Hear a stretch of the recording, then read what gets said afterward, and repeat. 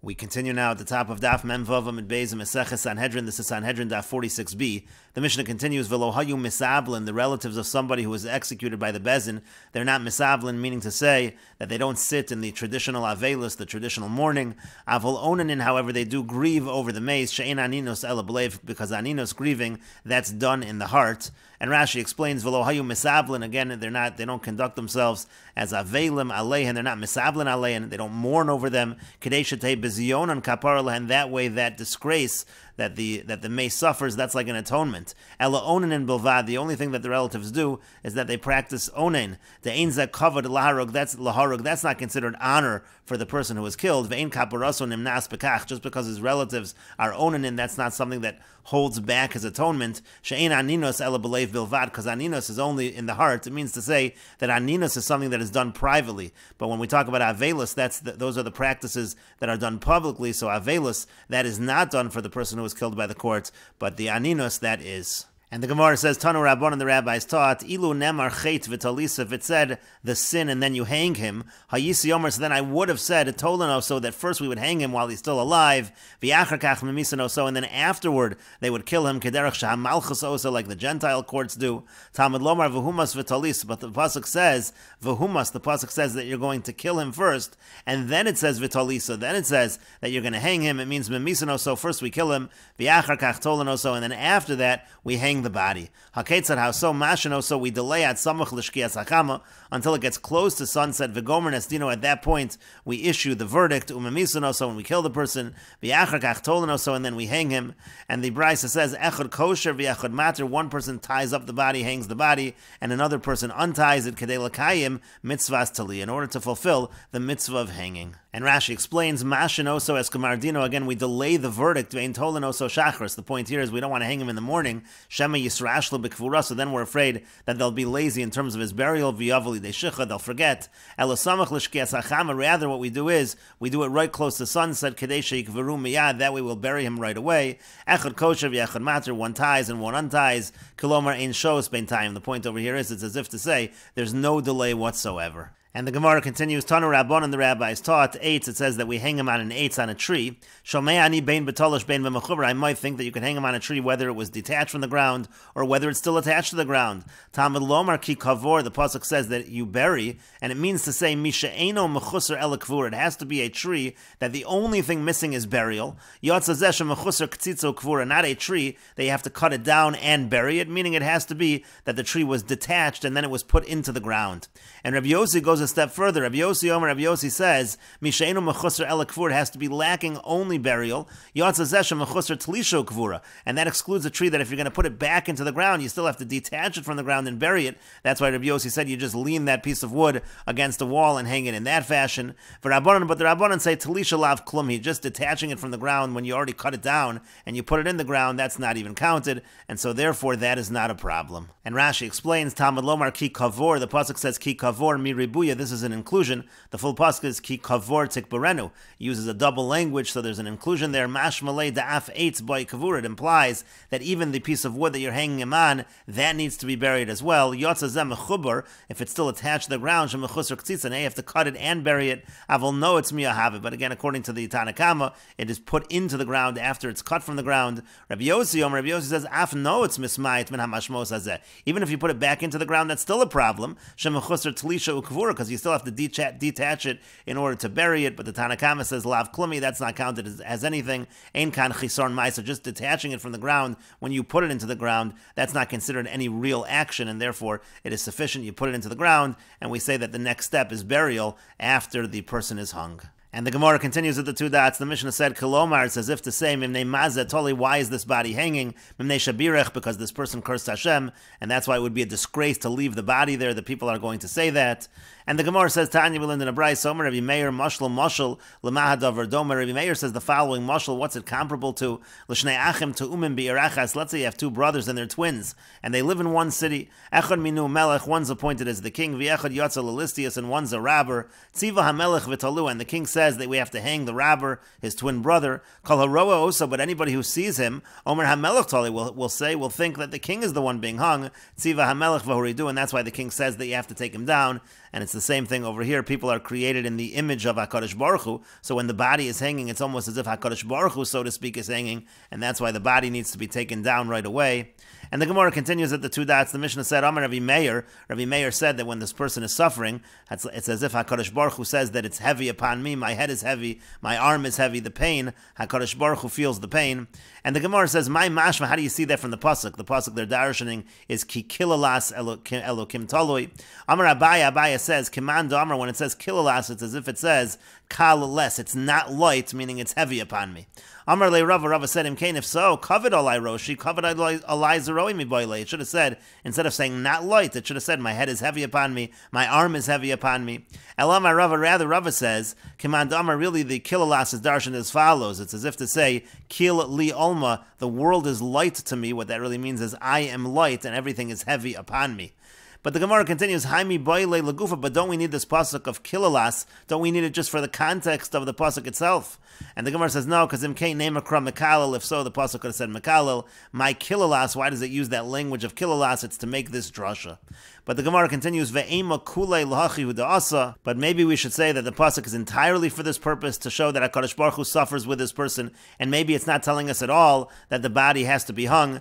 And the Gemara says, imkain, if so, if that's all it was teaching us, name makra kilas. It could have said kilas. It didn't need to have two lamids. My kilalas. Why does it say kilalas? Shma min atar. You see both ideas. You see the idea of hanging the body, and you also see this idea of HaKadosh Baruch Hu suffering together with the person. And the Gemara continues at the two dots. The Mishnah said, Velozu bilvad, not only by somebody who is executed, but anyone who dies, he needs to be buried on that same day. And the Gemara says, Amar Rabbi Yochanan Mishum Rabbi Shimon ben Yochai. Rabbi Yochanan says in the name of Rabbi Shimon bar Yochai, Minayin lemolines meso she'over ala belosase. How do we know that if somebody leaves the dead body overnight, that is a transgression of a losase, of a negative commandment? Talmud Lomer, the pasuk says, Ki kavor tikvarenu. Again, this pasuk is talking about someone who's executed, but it uses that double lashon. It uses that extra language, kavor tikvarenu, and so therefore we learn that it applies to all mesim, it applies to all dead bodies. Mikan lemolines meso she'over belosase. So from here we learn that if somebody leaves the dead body overnight, he transgresses a negative commandment. And the Gemara continues, Ika diamri, there are those that say, Amar Rabbi Yochanan Mishum Rabbi Shimon ben Yochai. Rabbi Yochanan says in the name of Rabbi Shimon bar Yochai, Remez likvura min haTorah minayin, from where we have a hint to the idea of burial from the Torah. Again, Talmud Lomer, the pasuk says, Ki kavor tikbarenu, it says you should surely bury him. Mikan remez likvura min haTorah. From here you have a hint to the idea of burial from the Torah. And the Gemara continues, Amar le Shavor Malkal Rav Chama. King Shapur said to Rav Chama, Kavura min haTorah minayin, from where do we know burial from the Torah? Ishtik v'lo Amar le v'lo midi. So Rav Chama was silent. He didn't say anything to him. Amar Rav Acha bar Yaakov. Rav Acha bar Yaakov says, Imsar alma biyoda tetavshay. It seems that the world has been given over to the hand of fools. The boilen leilam emer, because he should have told him Ki kavor. He should have brought this same pasuk that we just brought. It says Ki kavor tikbarenu. That's the source of burial from the Torah. But the Gemara says the reason why he didn't bring that as a source is because King Shapur would have responded, Deliyavid le Aaron, he would have responded that maybe that just means you have to make a casket. Who says you have to bury the body in the ground? But the Gemara continues, Tikbarenu, okay, so if Ki Kavor is not a good source, what about the double language? The fact that it says Ki Kavor Tikbarenu, maybe he should have brought that. And the Gemara says to that, Lo Mashmaleh, the Gemara says to that, to someone like King Shapur, the idea of darshaning a double lashon in the Torah, that's not something that he would have understood. And the Gemara continues, V'neima mi de ikvor tzadike, but why not say that the source is from the fact that we find tzadikim are buried in the Torah, like Avraham, Yitzchak, and Yaakov, and Moshe Rabbeinu. And the Gemara says, Min haga bi'alma, the Gemara says, well, that just might be a custom, it might not necessarily be a halacha. But the Gemara continues, but midekavre HaKadosh Baruch Hu Moshe, but from the fact that HaKadosh Baruch Hu buried Moshe, that should be a source. The Gemara says, not necessarily, de lo lishtani min haga, that might just be not to deviate from the accepted custom. And the Gemara continues, Tashma, coming here, the following proof. It says, V'softu lo kol Yisrael v'kavru oso. It says that all of Klal Yisrael will eulogize him, and it says that they're going to bury him. And so the Gemara says that's not necessarily a proof. The lo lishtani mimin haga, again, maybe that was just not to deviate from the custom. This pasuk was talking about the son of Yeravim, was talking about the burial of Avia, and the full pasuk over here is that v'saftu lo chol Yisrael v'kavru oso ki zel levado yavo Yeravim el kaver. The pasuk was saying that all of Klal Yisrael will eulogize this son of Yeravim, and he is the only one of Yeravims that are going to be brought to burial. And again, so that was presumably a source for the idea of burial, but again, the Gemara said, "Telo lishtani miminhaga," could be that it was just not to deviate from the minhag. And the Gemara continues, the pasuk says, "Lo yispedu v'lo yikvaru ledomen al pnei ha'adamayu." It says that they're not going to be eulogized and they're not going to be buried. And this is a pasuk from Yirmiyahu. Yirmiyahu is talking about the wicked, that they're not going to be able to be buried. They're going to be ledomen al pnei ha'adamayu. They will be like the dung on the face of the earth. So again, you see from the fact that the Rishonim are not buried, that burial is in general, that's what's supposed to be done. But again, the Gemara says, "Delishtanu miminhag." Again, it might just mean that we will deviate from the custom when it comes to these Rishonim. And again, it could just be a minhag. It doesn't necessarily serve as a source for the concept of burial. And the Gemara continues, they had the following question, Kivura mishum bizyonahu, what's the reason for burial? Is the reason why someone is buried in the ground because of bizayon? We want to avoid bizayon, that the body should not decompose when it's exposed, so rather we bury it. O mishum kaparahu, or maybe the other possibility is that the reason for burial is that serves as an atonement when the person is placed back in the ground. And the Gemara says, Lamai nafkamina, what's the difference if it's because of bizayon or because of kapara?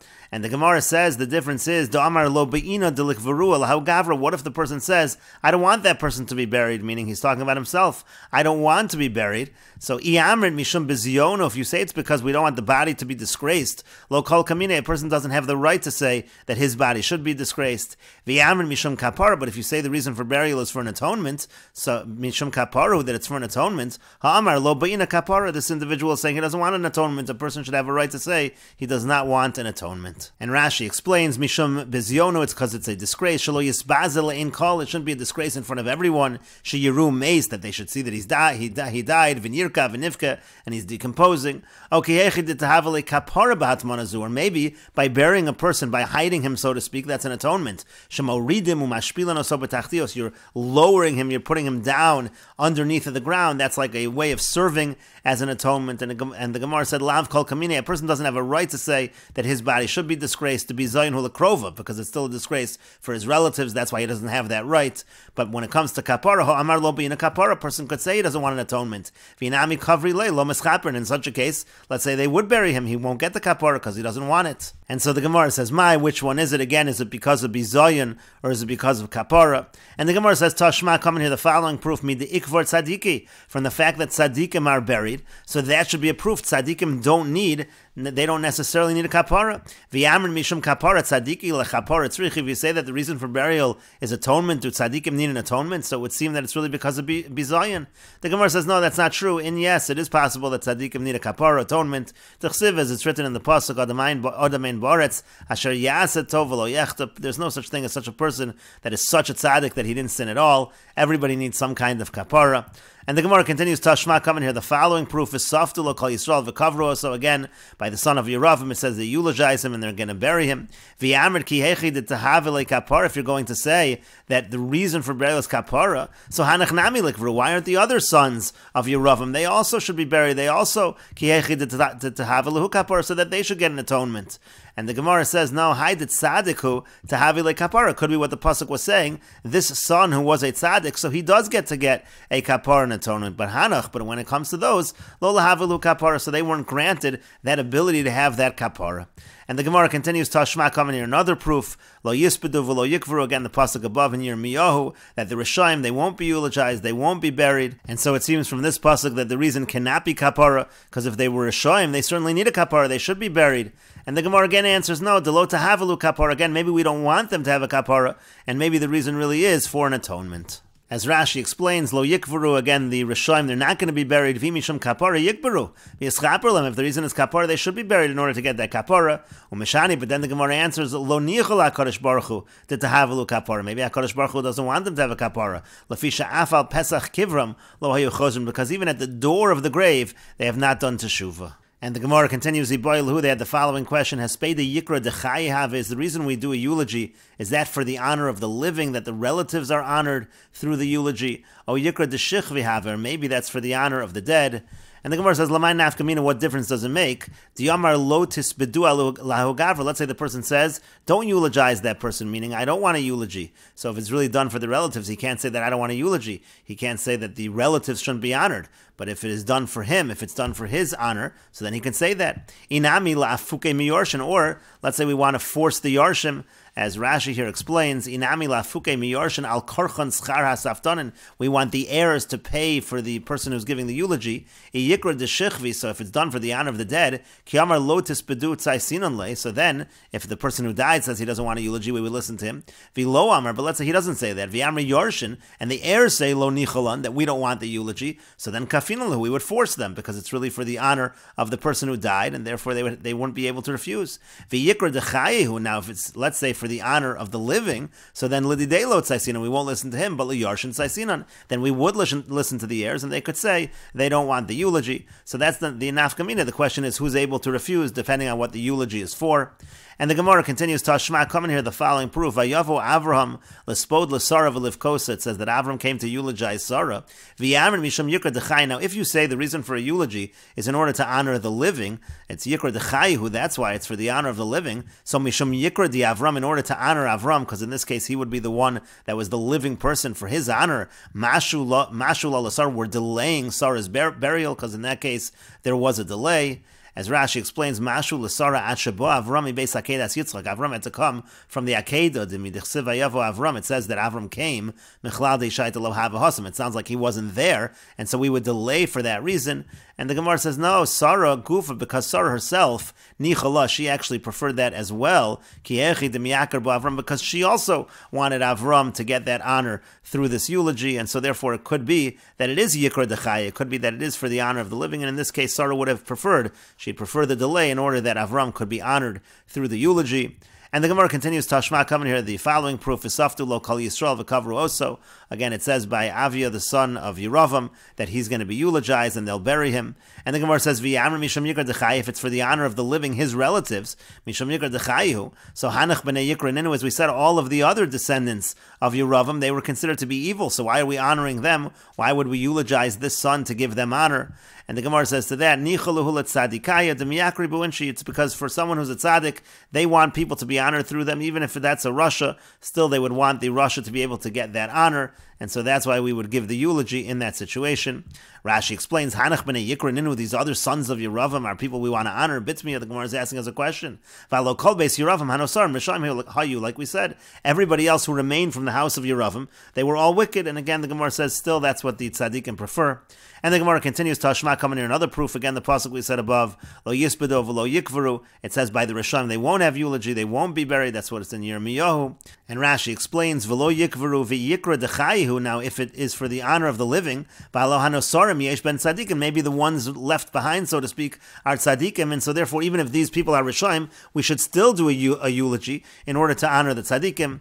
And the Gemara answers to that, Lo nichol et tzadikaya, it's because the tzadikim don't want to miyakri b'rishiyaya. They don't want to be honored through Rishoim, and so therefore even if it was for the living, we're not going to eulogize these Rishoim. And the Gemara continues, Tashma, coming here, the following proof. The pasuk says, B'shalom tamus of misrafos avosecha amlachem harishonim, asher hayu lefanecha ken yisrafu lach v'hayadon yispudu lach. This is Yirmiyahu talking to Tzidkiyahu and telling him that you're going to be eulogized just like your fathers. And the Gemara says, V'yamer, now if you're going to say misham yikra dechayihu, that the reason for a eulogy is to honor those who are living, so my nafkale mine, so what difference does it make to Tzidkiyahu if he's going to be eulogized? It's not for his honor, it's for the honor of the living. It seems like it is for his honor. And the Gemara says, not necessarily, Hachi Kamarle, it could be that what Yirmiyahu was telling Tzidkiyahu was as follows, Liyakru Beich Yisrael, that Klal Yisrael should be honored through you, Kiechi Demisyakri Ba'avosach, just like they were honored through your fathers. And we will continue with this discussion in the next video on Daf Mem Zayin Amid Aleph.